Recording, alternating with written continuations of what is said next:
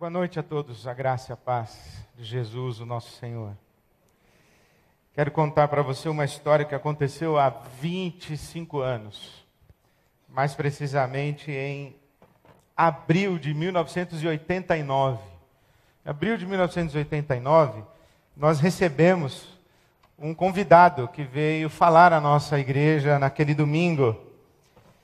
O reverendo Bruce Wilkinson. Norte-americano, um homem que escreveu, por exemplo, o livro que talvez você conheça, A Oração de Jabes ou A Oração de Jabez. Um ministério muito interessante de ensino da Bíblia, caminhada bíblica. Ele veio ao Brasil em 89 e no domingo à noite, antes do congresso de pastores, onde ele veio para falar, ele passou na nossa igreja e falou para nós. Chegou na minha sala, sentou-se e disse: pastor, o que é que você quer que eu pregue? E eu respondi o que devia.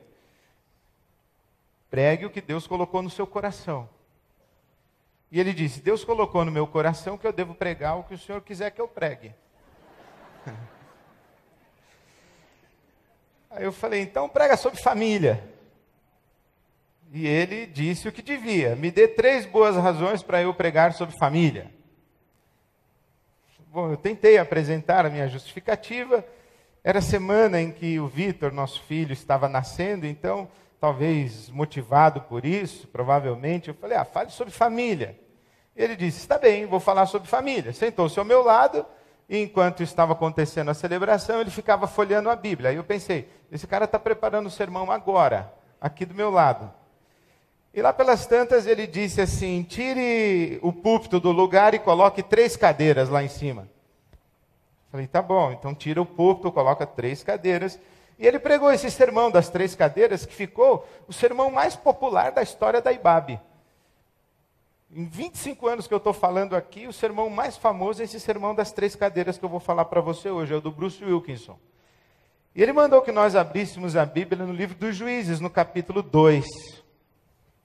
E começou perguntando se nós acreditávamos na possibilidade de que os nossos netos abandonassem o nosso Deus, abandonassem a fé em Jesus e passassem a seguir outros deuses. Eu já fiquei logo imaginando a IBAB transformada num terreiro de Umbanda, num templo budista, ou então a turma toda se convertendo ao islamismo, ou, não sei o que é pior, como disse o Papa Francisco, o oposto da fé em Deus não é a incredulidade. O verdadeiro oposto da fé em Deus é a fé em outros deuses. O oposto da fé em Deus não é o ateísmo, é a idolatria. E toda vez que nós abandonamos o Deus único, vivo e verdadeiro, nós corremos atrás de outros deuses. Por exemplo, o Papa disse que o nosso mundo vive em função de um Deus chamado dinheiro, o que é bem razoável de se considerar. Por isso já imaginei acontecer no Brasil ou acontecer na nossa comunidade o que está acontecendo na Europa, chamada pós-cristã. Os templos que acolhiam, abrigavam multidões na Europa, hoje são transformados em casas de show, museus, bibliotecas públicas, hotéis, bares, restaurantes. Porque a Europa é pós-cristã. Hoje nós nos reunimos como comunidade, começamos com 21 pessoas em 1937. Hoje nós, graças a Deus, não sabemos quantos somos. Nós crescemos, nós nos multiplicamos, Deus nos abençoou e nós temos aqui a cada domingo a nossa celebração e pessoas que acompanham ao vivo pela internet e nós não sabemos onde nós chegamos, qual é o tamanho da nossa comunidade. Mas eu fico a pensar nessa possibilidade. Será que daqui a 10, 15, 20 anos, 30 anos, esse lugar estará vazio, essa propriedade terá sido entregue para o seu proprietário e a IBAB se reduziu a 10 pessoas, 8 pessoas? Sexta-feira eu estava no Rio de Janeiro e ouvi histórias de igrejas que fecharam, simplesmente fecharam, elas acabaram. E quando nós estamos hoje celebrando 77 anos, essa é uma pergunta muito interessante a ser feita. Aliás, é uma pergunta muito interessante a ser feita por você. Você imaginar o seu filho ou seu neto adorando a um ídolo qualquer, servindo como satanista. Já pensou seu filho satanista, o seu neto satanista? Claro, isso não é possível. Bom, foi possível com Israel.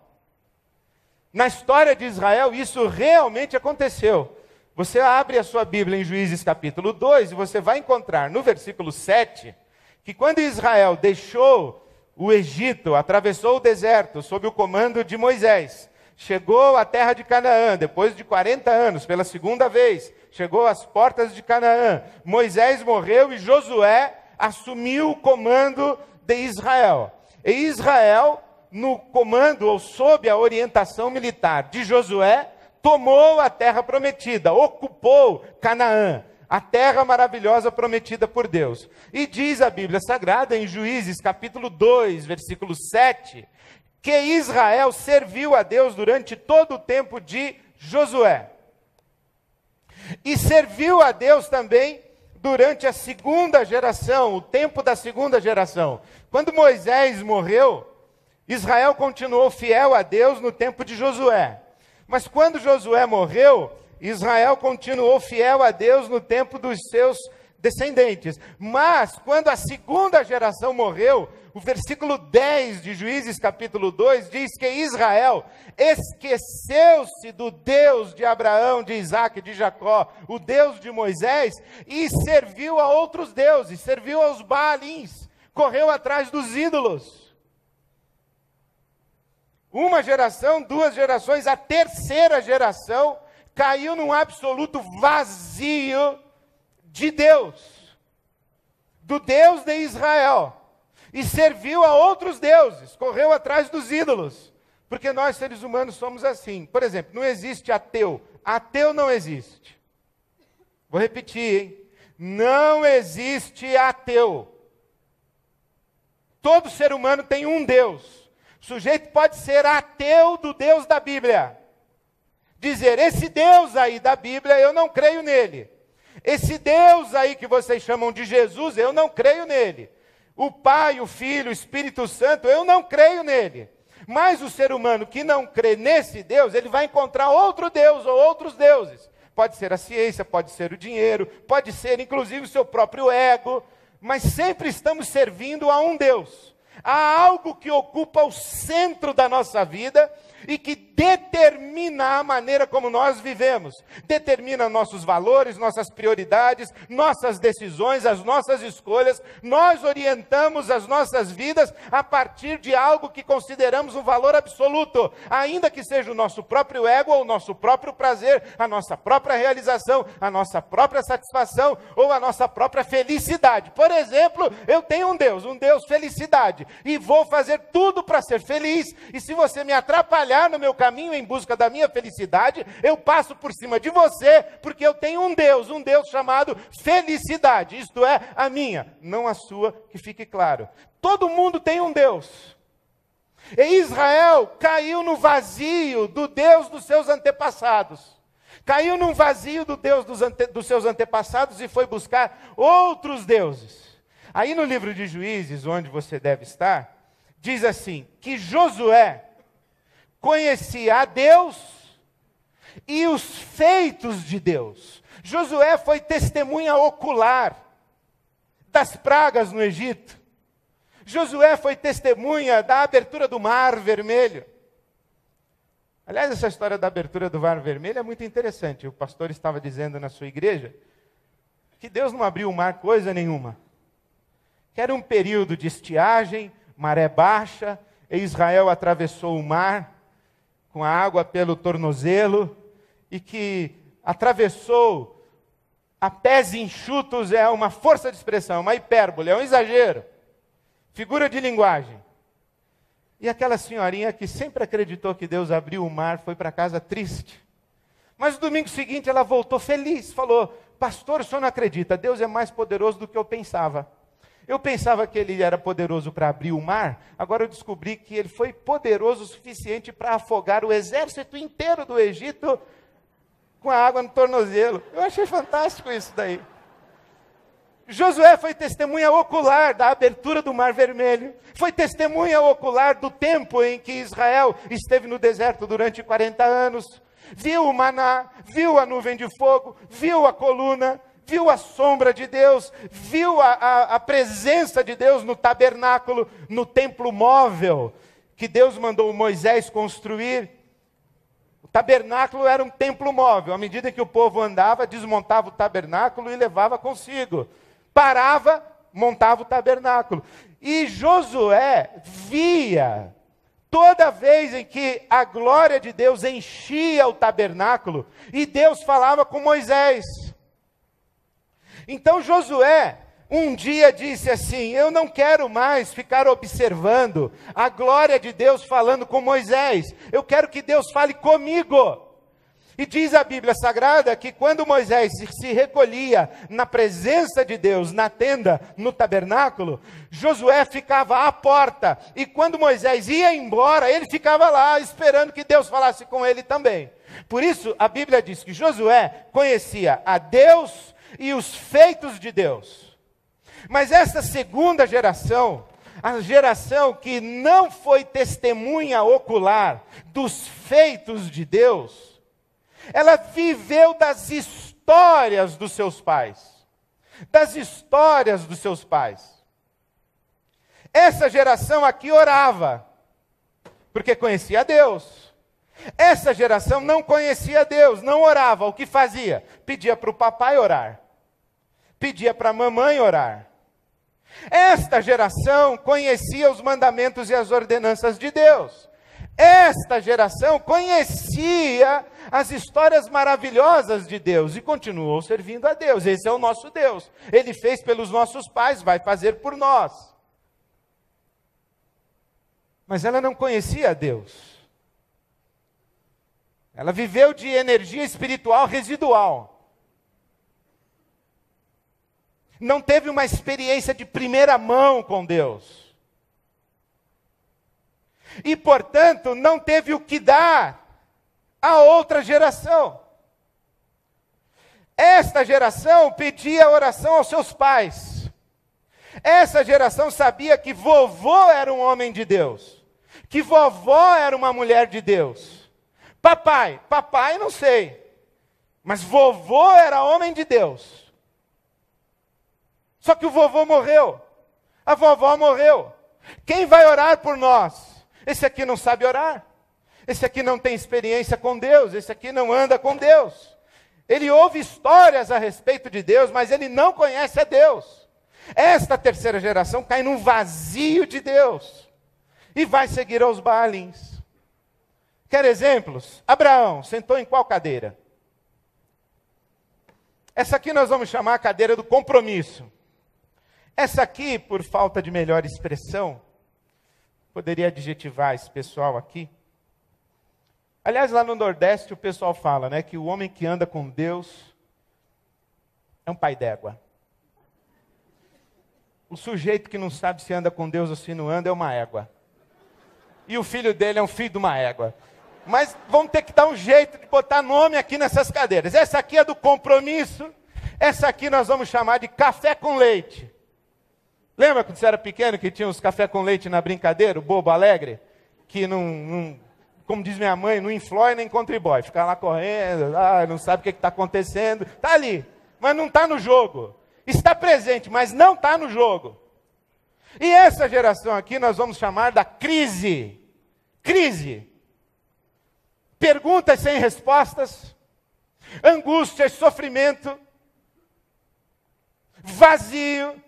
Busca de sentido, questionamentos, críticas e críticas e críticas. Uma geração que sabe mais o que não crê, mas não sabe o que crê.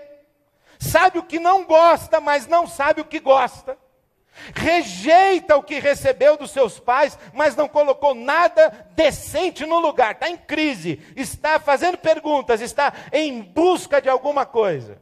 Então essa aqui é a cadeira do compromisso, essa aqui é café com leite, essa aqui é crise. Abraão sentou em qual cadeira? Compromisso. O pai da fé, homem de Deus. Esse pessoal aqui da cadeira do compromisso pensa, primeiro Deus, depois eu. Esse pessoal aqui do café com leite pensa, primeiro eu, depois Deus. E esse pessoal aqui da crise pensa, primeiro eu, depois eu, depois eu, depois eu, depois eu. Eu. Abraão sentou lá. Primeiro Deus, depois eu. Deus disse a Abraão, eu quero seu filho. Ele falou, toma o meu filho. Primeiro o Senhor, depois eu. Dar o meu filho para o Senhor era a última coisa que eu gostaria de fazer. Mas eu não vivo pensando em o que eu gostaria de fazer, eu vivo pensando no que o Senhor quer que eu faça. Não a minha vontade, mas a tua vontade. Todavia seja feita a tua vontade. Primeiro Deus, depois eu. Abraão, o filho dele chamava-se Isaque. Sentou aonde? O que você sabe sobre esse Isaque? O que você sabe sobre esse Isaque? Os historiadores, os estudiosos do Velho Testamento, da história de Israel, eles dizem o seguinte, Isaque era filho de um grande pai e pai de um grande filho, mas ele mesmo não influiu nem contribuiu, ele foi passagem. Não tem uma história de Isaque para contar, aliás tem a história para contar do pai dele, Abraão, mas dele não tem. O filho dele, Jacó. O nome Jacó quer dizer enganador. Tecla SAP, pilantra. Jacó era um sem vergonha, era um enganador, era um 7-1 total. Se mancomunou com a mãe, aplicou no pai, roubou a primogenitura do irmão, deu um golpe, enganou um, enganou outro. Era tão legal esse tal de Jacó que o irmão dele jurou que ia matar ele. Aqui, ó. Davi, o rei Davi, sentou aonde? Davi, o homem segundo o coração de Deus. Abre parênteses. Adúltero, assassino, mentiroso, sanguinário, mas um homem segundo o coração de Deus. Homens segundo o coração de Deus não são homens perfeitos, eles são coerentes. Quando Davi pecou, e o profeta meteu o dedo na cara dele e falou, você pecou. Ele não transferiu responsabilidades, ele não se justificou, ele não atenuou o peso do seu pecado, ele não empurrou para frente, ele não se esquivou, ele não negou, ele disse, eu pequei sim, diante de Deus, e caiu num pranto profundo, e se humilhou, vestiu saco, vestiu cinzas, pôs a cara no pó e pediu para Deus ter misericórdia dele. Davi, o homem segundo o coração de Deus. Salomão, seu filho, meia calabresa, meia portuguesa. O cara,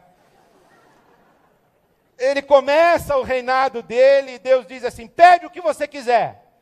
Ele pede sabedoria. E se torna o homem mais sábio, o rei mais sábio de Israel. Começou bem. Trigo. Parece que é trigo. Mas tem um detalhe. Deus havia orientado os reis de Israel que eles não poderiam acumular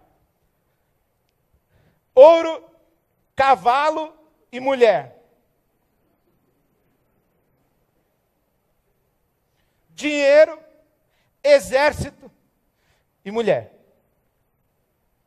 O Salomão, ele teve 700 no oficial e 300 no paralelo. 1000 mulheres. 1000 deve ser tipo conta de índio, né? Que nem o camarada que estava no Forte Apache prestando atenção e falou assim, capitão, vem uns índios aí atacar a gente. Falei, quantos são? 1002. 1002? 2 na frente e uns 1000 atrás. O Salomão teve assim umas 1000. Foi muita mulher que ele teve. Nunca o reino de Israel foi tão rico quanto no tempo de Salomão. Os reis vizinhos, as rainhas, a rainha de Sabá foi visitar o reino de Israel para conhecer a fortuna de Salomão. E ele expunha, ele demonstrava, ele ostentava, fazia questão de dizer que ele era muito rico, bilionário. E nunca o exército de Israel foi tão poderoso quanto no tempo de Salomão, porque Salomão tinha uma estratégia de expansão, a política de expansão de Israel no tempo de Salomão era interessantíssima. Ele olhava assim um reino vizinho que ele queria acoplar, que ele queria trazer para dentro das fronteiras do Estado de Israel, e ele falava assim, quem é o rei desse reino aí? É o fulano de tal. A princesa é bonitinha? Bonitinha, falou, eu caso com ela. Então ele casava. Aí ele perguntava, quem é o rei desse reino aí? É o ciclano. A princesa é bonitinha, falou, é um canhão. Falou, então invade, derruba tudo e mata todo mundo. Então Salomão ele fez isso. Ou ele conquistava e casava com a princesa, ou ele matava todo mundo, e assim ele foi expandindo o exército de Israel, até o ponto que ele teve essa multidão de mulheres. Aí um dia, ele foi dormir com a 217. Dormiu com a 217, foi aquela noite maravilhosa. A 217 no café da manhã, fez aquela carinha de triste, cuidado, quando a noite é boa e a carinha de manhã é triste. A 217 falou assim, sabe o que é, Salomão? É que o templo lá do Deus do meu pai está meio derrubado, precisando de uma reforma. Aí o Salomão preencheu um cheque. O que a 217 fez antes de levar o cheque para o pai dela? Passou lá na casa das meninas e disse, olha o cheque que o Salomão me deu. Porque que vantagem tem você ter vantagem se você não pode esnobar os outros? Nenhuma vantagem. Então ela foi lá esnobar as meninas. Aí o Salomão chamou a 319. 319, uma noite maravilhosa, e falou, sabe o que é, Salomão? Eu gosto tanto de você. E o Salomão, bobo, deve ter dito isso para as 1000. Você é a única. Elas acreditam nisso, quando o cara fala, você é a única. Elas acreditam. Aí então ela falou assim, eu sou a única? Mas você deu um cheque para 217? Não seja por isso, fez um cheque maior ainda para 319. Aí a 520, disse assim, sabe o que, Salomão? Eu não queria um cheque. Eu não queria reformar o templo do meu pai. Eu queria construir um templo para o Deus do meu pai aqui em Jerusalém. E o Salomão construiu. Construiu para 001, 002, 003, 004, 005. Aí você pega a sua Bíblia e você vai encontrar o segundo livro dos Reis, do capítulo 11, e você vai ver que quando Salomão morreu, Israel estava afundado numa idolatria, como nunca antes na história daquele país havia acontecido. Idolatria, postes, ídolos e templos pagãos em toda Jerusalém e em todo o território de Israel. Começou bem, terminou péssimo. Roboão, o filho de Salomão, louco de pedra, dividiu o reino das 12 tribos de Israel. 10 tribos foram embora com Jeroboão e 2 tribos ficaram com Roboão. A crise de Roboão foi tão grande que ele não teve apenas um conflito existencial, ele dividiu a nação inteira por causa dos conflitos do coração dele. Compromisso, mais ou menos, crise. Sabe como o Novo Testamento chama esse pessoal? Espiritual. Sabe como o Novo Testamento chama esse pessoal? Carnal. Sabe como chama esse pessoal? Natural. Esse aqui conhece a Deus e as obras de Deus. Esse aqui você não sabe se é de Deus, se não é de Deus. Às vezes é, às vezes não é. Na igreja é, em casa não é. No pequeno grupo é, no trabalho não é. No domingo é, na segunda não é. Você não sabe se é joio, se é trigo. Você olha e fala, é joio. Fala, não, é trigo. Não, é trigo. Não, é joio. Você não sabe. E se você não sabe, Os filhos dele, que conhecem ele de manhã, de tarde e de noite, e até quando ele está dormindo, sabem menos ainda. Essa mulher aqui, que é boa de oração, mas tem uma língua afiada, e destrói a família inteira no almoço. Os filhos não sabem que ela, afinal de contas, qual é a dela. Crise.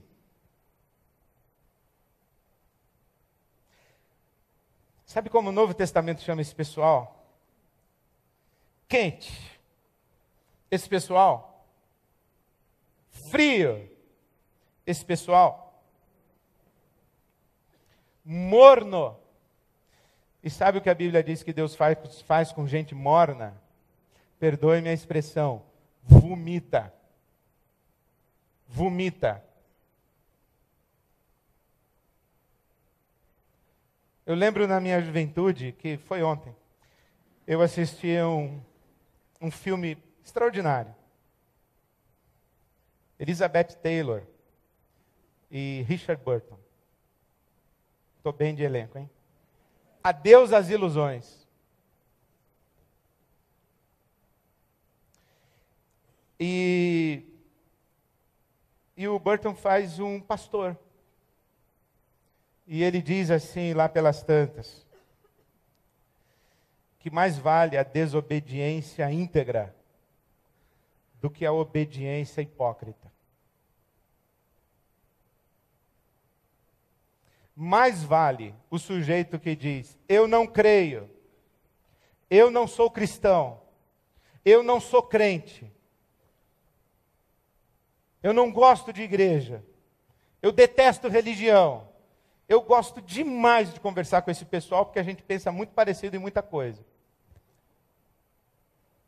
Do que os caras que ficam pousando, as mulheres que ficam pousando de piedosas, mas são hipócritas, têm vida dupla, é gente mentirosa, gente dissimulada, gente que não sabe se vai, se não vai, se fica. Essa gente aqui faz mal. Porque vive uma ilusão, vive uma fantasia, vive um me engana que eu gosto. E deixa esse pessoal aqui numa crise profunda. E municia esse pessoal contra Deus. De tão nojenta que é essa gente. Vive dando razão para quem cai no vazio de Deus ficar no vazio. Porque a gente cansa de ouvir, se ser crente é isso aí, eu prefiro não ser. Já ouviu isso em algum lugar? Esse pessoal está falando de quem? De Abraão, de Davi?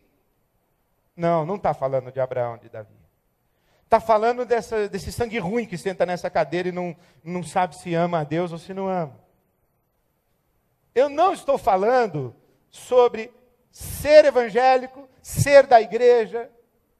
Não estou falando sobre isso. Porque a igreja é um mistério divino. Divino. Se alguém vier me apresentar uma razão para deixar a igreja, eu falo, só conhece essa? Quer ouvir as minhas? Só que a igreja é um mistério divino. E se alguém falar assim, Ed, você está feliz com a IBAB, nesses 77 anos? Eu falei, eu estou feliz. Você gosta do culto da IBAB? Eu gosto. Você gosta das doutrinas da IBAB? Eu acho que faz sentido. Você curte a maneira como a IBAB vive? Eu falei, eu acho que nós estamos tentando fazer o melhor que a gente pode. Só que isso não é o que conta. Não é a nossa liturgia, não é a nossa hierarquia, o nosso governo, a nossa governança, não é a nossa doutrina, não é o que a gente faz ou deixa de fazer na obra social, não é isso. O que conta mesmo é quanta gente está sentada aqui, ó, e ama a Deus e diz assim, primeiro Deus, depois eu. Eu estou comprometido com Jesus Cristo. E toda vez que eu tenho que escolher, eu vou escolher honrar a Jesus Cristo e fazer a vontade de Deus na minha vida. porque eu sou um seguidor de Jesus Cristo, eu sou um discípulo de Jesus. O Deus que eu invoco como Pai é o Pai de Jesus, e Ele é que me ensinou a respeito desse Deus. Eu tenho um compromisso e eu tento organizar a minha vida, a minha cabeça, o meu coração, fazer tudo que eu faço para a glória desse Deus. É assim que eu vivo. Não sou perfeito, não consigo. Mas Deus sabe o quanto dói na minha alma e no meu coração quando eu não consigo. É como aquela mulher que chegou para mim um dia, veio ela e o marido falar comigo na minha sala. O marido entrou e falou assim: pastor, por mim eu não teria vindo, isso aí é coisa dela. Eu falei, não vai dar certo. E ela disse assim: pastor, eu tenho uma pergunta para lhe fazer. O senhor vive tudo que prega? Eu falei, claro que não, minha senhora. Como assim eu vivo tudo que eu prego? Claro que não vivo. Não consigo. Mas se tem uma pessoa que chora por causa disso, sou eu. Se tem uma pessoa que sofre por causa disso, sou eu.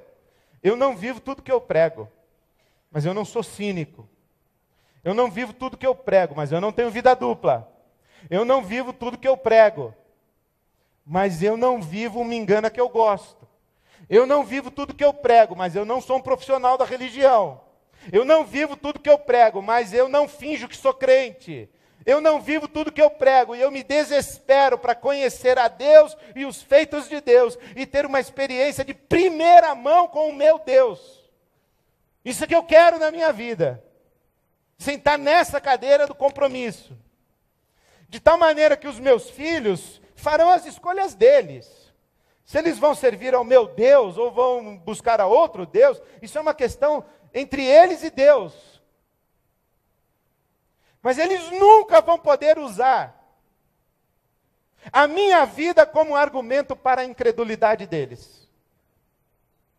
A dubiedade do meu compromisso com Deus para justificar a angústia e a frieza espiritual da vida deles. Nunca! Esse é o meu desejo, essa é a minha angústia, essa é a minha oração, é por isso que eu dobro o meu joelho. Não acredito que se o seu filho está longe da igreja, está longe de Deus, está em crise de fé, que a culpa é sua. Necessariamente. Jesus contou a parábola do filho pródigo. E na parábola do filho pródigo, há dois meninos que têm problema com o pai. E quem tem problema ali não é o pai, são os meninos com o pai. Porque na parábola do filho pródigo, o pai é Deus. O problema deles. Isso é a angústia deles.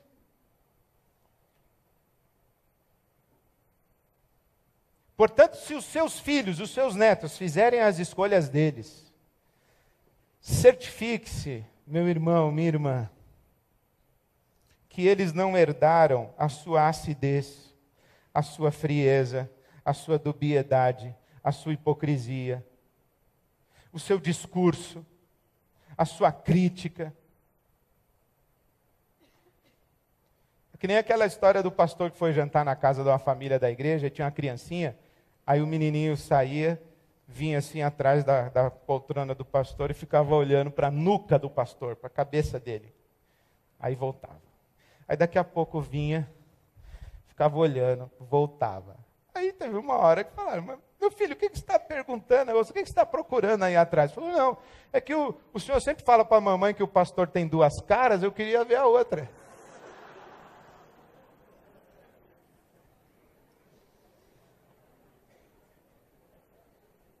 É o almoço, pessoal.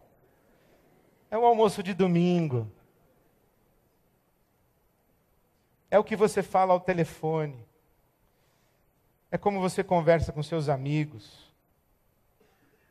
É como você desabafa com as suas amigas. São os comentários que você faz sobre a sua cunhada. As reclamações e as murmurações do dia a dia.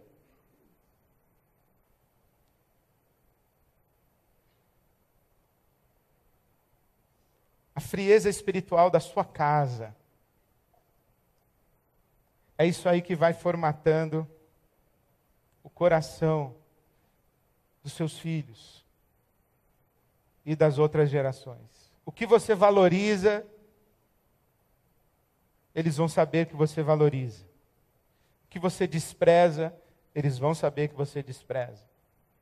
E não tente, pelo amor de Deus, fazê-los honrar e valorizar aquilo que você não honra e que você despreza. Você vai perder o seu tempo. É assim que funciona. Eu vi o meu amigo essa semana dizendo que nós temos uma geração que ouve com os olhos. Que os nossos filhos e os filhos dos nossos filhos enxergam em nós. É isso que forma a identidade, o coração e a profundidade deles. Por isso, se você está sentado nessa cadeira aqui, ó, da crise, faça como Jacó. Diz assim: eu sei que o meu avô tinha um Deus, e eu quero conhecer aquele Deus do meu avô. E uma das histórias mais lindas da Bíblia é a luta de Jacó com Deus, ou de Deus com Jacó, no Vale de Jaboque, em Gênesis 32.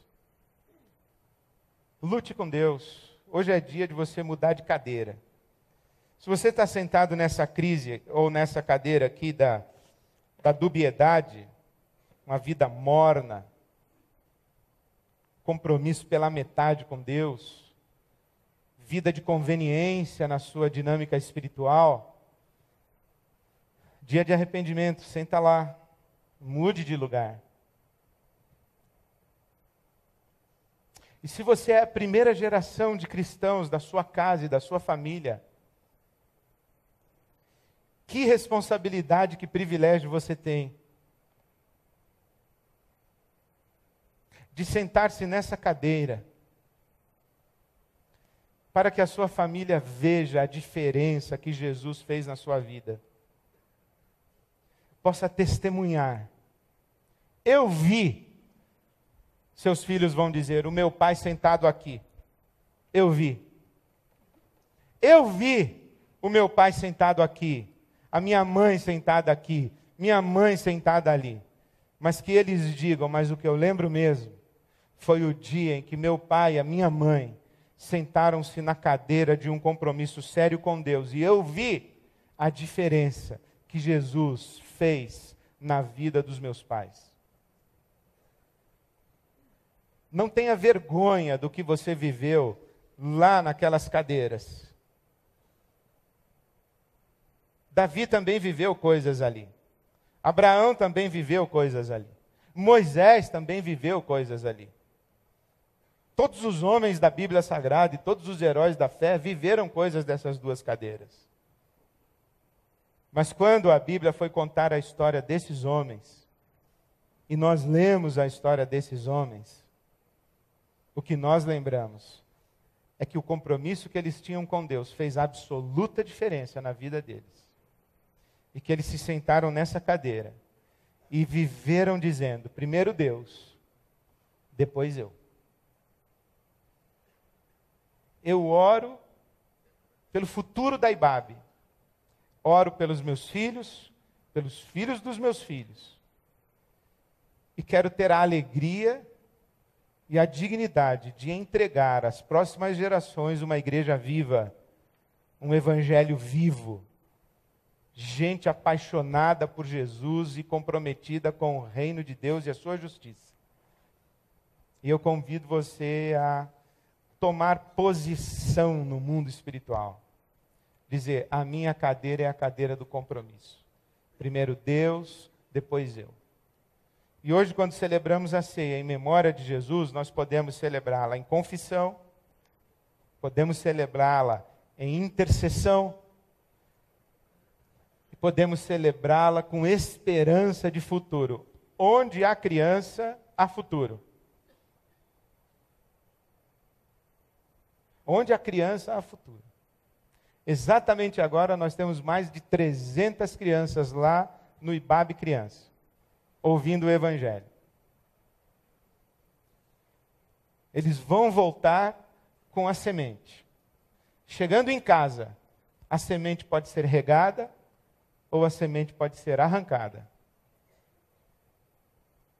Que Deus abençoe a sua casa, a sua família, seus filhos, o seu casamento, sua esposa, seu marido, o ambiente da sua mesa, que seja um ambiente sagrado, como sagrada é essa mesa que celebramos em nome de Jesus. Que Jesus esteja sempre à nossa mesa e que nós tenhamos dignidade de cear com Ele, dizendo: Senhor Jesus, o Senhor sabe que eu não sou tudo o que eu devo ser. O Senhor sabe que eu não sou tudo o que eu vou ser. Mas o Senhor sabe que eu já não sou mais o que eu era, porque é nessa cadeira aqui do compromisso que eu estou. Bem-vindo à mesa do nosso Senhor Jesus. E não ouse sentar-se nessa mesa, em outra cadeira que não seja essa, a cadeira do compromisso sério com Deus. Que Deus nos abençoe, amém.